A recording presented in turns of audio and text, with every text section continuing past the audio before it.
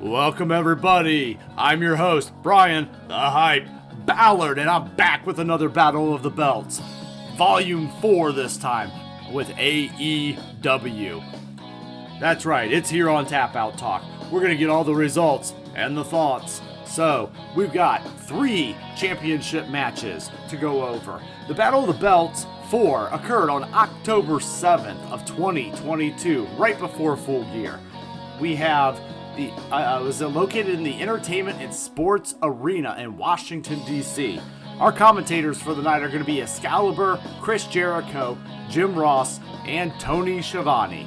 Ring announcers will be Dasha Gonzalez and Bobby Cruz. So without further ado, let's get in. And our first match of the evening is the champion, the Bastard Pac, versus Trent Beretta. This was the Friday night fight.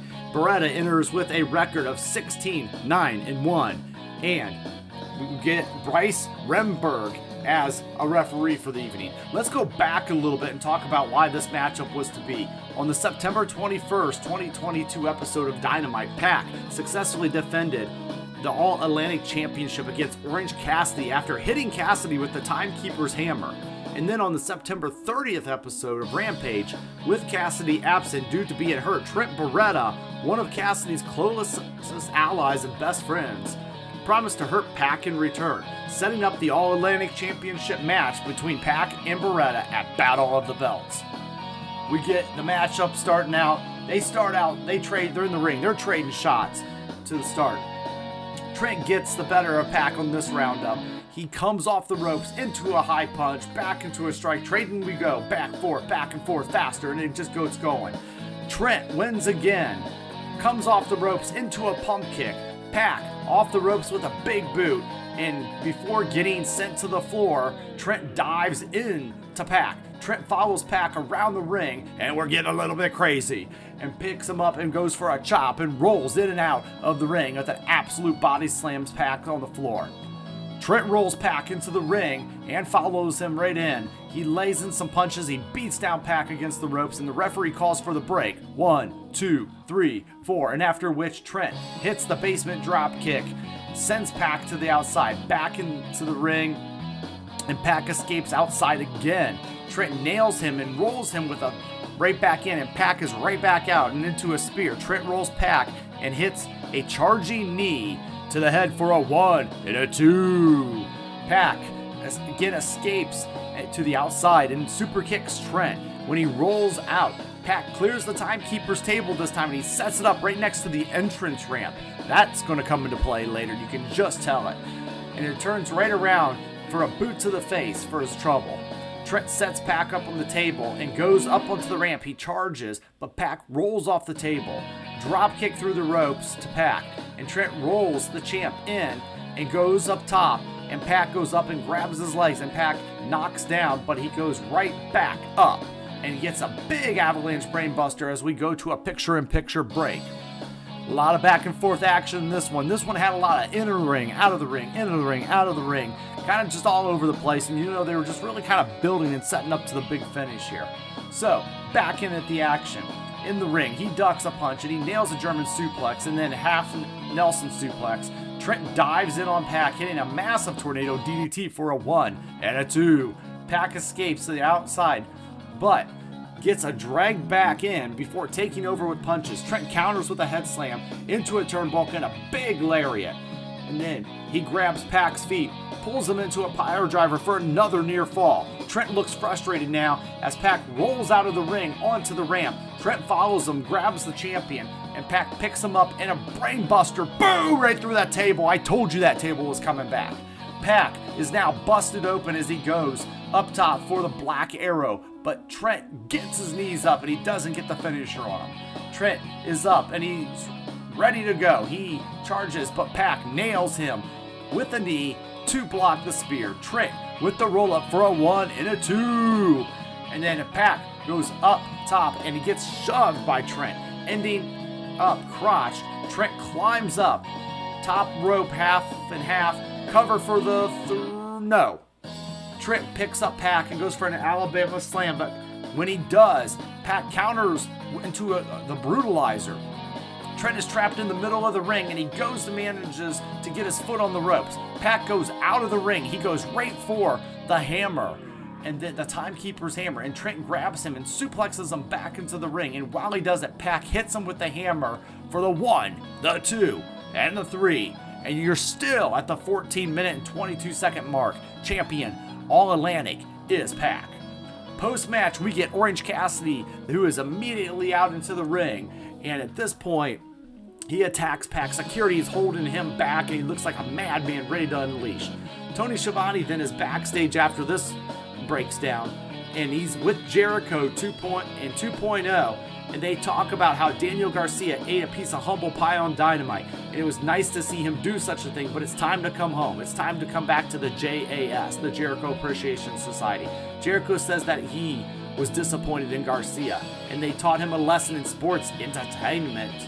And Tony says that his lesson is in cheating, and Jericho gets pissed, and he promises basically that the legacy in the Ring of Honor, and that Danielson on Dynamite as well, he will be fighting Daniel Bryan as Lionheart Chris Jericho on Wednesday Night Dynamite. We get a promo with Claudio hyping up Jericho versus Danielson match, and he's saying he wants the match with the winner.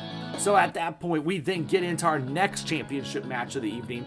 We've got the TBS Championship on the line. Our champion, Jade Cargill, versus Willow Nightingale. So, Willow Nightingale enters with a 7-8 record, while Jade Cargill is at a perfect record, 38-0. And our referee for the evening is going to be Aubrey Edwards. Give you a little backstory. On the October 5th, 2022 episode of Dynamite, Athena, Toni Storm, and Willow Nightingale defeated Jamie Hayter, Penelope Ford, and Serena Deeb in a 6-woman tag team match after Nightingale pinned Ford.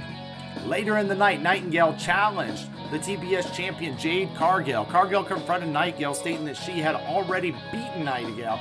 Nightingale responded by declaring that she would end Cargill's winning streak, and as a result, we get the TBS Championship between Cargill and Nightingale, and it was announced for Battle of the Belts right now. So starting up this match, they both lock up. Jade powers Willow into the corner until the ref calls for the break. Willow's right back out and looks for the lockup and powers Jade into the corner. One more time, Willow's into the ropes, comes off, shoulder bump, but Jade doesn't go down. They talk trash continually until Jade gets hit in the gut with a snapmare, and Willow right back, and she nails for Superplex 4-2. Willow goes to the corner, and Jade with a back elbow. Jade picks up Willow, but she slides back down the back and sends Jade to the outside. The baddies come to check on their buddy Jade, and Willow dives into the baddies, and she just misses Jade. She nails Jade, though, however, with an elbow strike for later around the ring, and she charges in, but Jade catches her and hits a wheelbarrow facebuster onto the steps. And now we're in a picture-in-picture break, and we're back. We go after commercial. We're back in with Jade doing push-ups in the ring, ripping them off, showing that physique of hers. In the center of the ring, just to showboat a little bit more. Right into the clothesline by Willow. Willow nails Jade and then goes into the ropes, and she hits a Rana on the champ. She runs into the corner for a knife-edge chop. Then a corner cannonball. Willow up in the second rope and a missile drop kick, a cover for the 2. She goes for the Dr. Bomb, but Jade just is too powerful. She's just too strong. She just too escapes. Misses a pump kick and then slams Willow down. She picks Willow up and plants her. Boom! With the Jaded for the 1, the 2, the 3, and the retention of her title, and a new 39-0 record for Jade Cargill at the 7-minute and 30-second mark.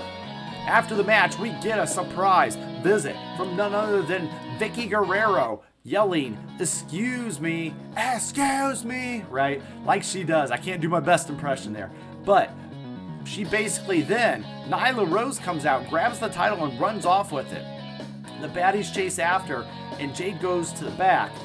So at that point, the baddies take off with the after chasing after that title that Nyla Rose stole. And we'll find out it'll be Jade Cargill and Nyla Rose at Full Gear for the title that she stole. we now have Matt Hardy backstage, and he talks to Stokely and Ethan Page and asks why they're sticking with their noses in his business, and they say they're done because Rush was a good employer and laid down the law to private party. They accused Matt of the contract tampering again and shows the video of Matt talking to private party backstage. Matt stammers and says that he's just giving them advice and not contract tampering. He threatens to delete Ethan, Stokely, and backs Ethan off for leaving. We're backstage with Hook, who still has the envelope from the Trust Busters, but he refuses to open it, and he tears it in half. You gotta open that letter, man. Parker Bourgeois and Hook would be a phenomenal team up together. They break down the card for the next week's Dynamite show. We get Toni Storm and Akira Shida cutting a promo about Baker attacking Shida. Shida says that she always comes back stronger, and they'll find out just that next week. But speaking of coming back stronger, I want to thank you guys for coming back stronger to Tap Out Talk, liking, sharing, and subscribing, and just being my buddy over there on Twitter and here in the YouTube verse. So again, thank you guys for coming back stronger each and every week and each and every day. I appreciate each and every one of you. Thank you so much. So we're going to get into our final matchup of the Battle of the Belts 4, and that is for the Ring of Honor Tag Team Championships. FTR for the Revival, or fuck the Revival, they are coming in with a 33-6-1 record, taking on the very young Gates of Agony with a 2-0 record, representing the Embassy. So our referee this time is going to be Paul Turner calling the action. And on October 5th, as a background for you guys, 2022, the episode of Dynamite, Wardlow defeated Brian Cage to retain the TNT Championship. After that match, the Gates of Agony, Kaun and Tao Leona, ambushed Wardlow. Samoa Joe made his way to the ring to help Wardlow, but was overpowered by Cage, Kaun, and Leona, beating down Wardlow and Joe. FTR, Cash Wheeler and Dax Harwood, who had teamed out with Wardlow at All Out, came to the assistance of Wardlow and Joe, staring down the Gates of Agony. It was announced then that night that FTR would defend their Ring of Honor Tag Team Championships against the Gates of Agony at Battle of the Belts. So here we go to our match in progress. And we have the Ring of Honor title, FTR versus the Gates of Agony. Kaun starts off with Dax, and they lock up and they jockey for position. Kaun gets Dax into the corner. They break, and then they go back a little bit further on the ropes. They do a lot of rope work here. Then there's some mounted punches by Kaun on Dax, escapes, but he gets Kaun in the corner, and for some knife edge chops. He's shot to the head, and then Kaun sends Dax into the ropes, and then they go back a little before he slides under, and he hits a DDT. Taua comes in, but Cash comes in too, and they send Taua to the outside. Back in Dax with a superplex on Khan, and Cash comes in with an atomic drop slam Kaun, and Cash bounces back from Kaun, and the two go back and forth, and it's just a classic standard tag team matchup that they're just going all over the place. Really good matchup, actually. I actually like seeing these two and their styles and representing the Ring of Honor brand. I definitely enjoyed the work, as I always do. So, let's go on ahead towards the end of this match here. After us back and forth, we get basically a little bit more ahead, and we get Dax managing to make a tag after some struggle. They spike a pile driver, and Kaun covers, but Taua breaks it up. FTR attacks Taua and sends him back into the ropes. They go for the big rig on Taua, but he's just simply too big and he can't get it done. No pun intended. Then they try again, and they hit it. No avail.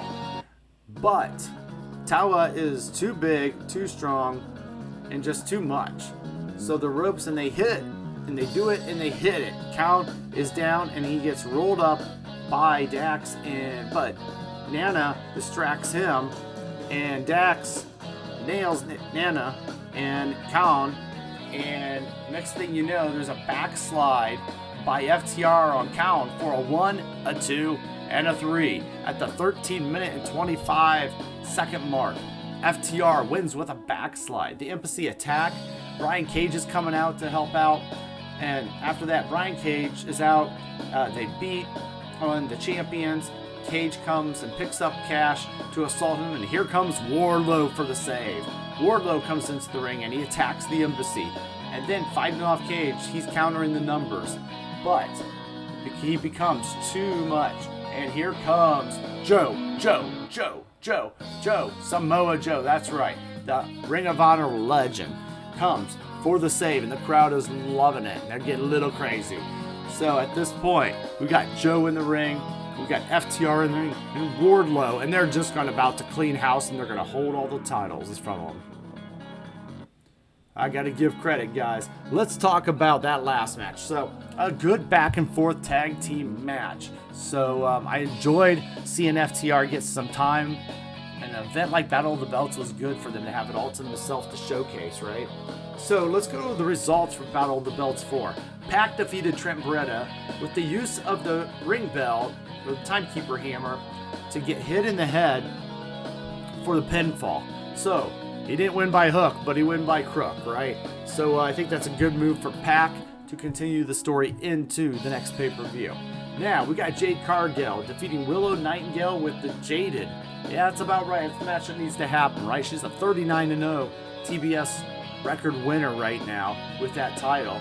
And I feel like that streak's going to need to continue even more, and somebody will beat her eventually. And then finally, the match of the evening, we got the FTR versus the Gates of Agony. So this is just a Ring of Honor All Elite main event match, tag match. Always liked FTR's work, and it was nice to see a new, younger tag team get some shine, like Gates of Agony.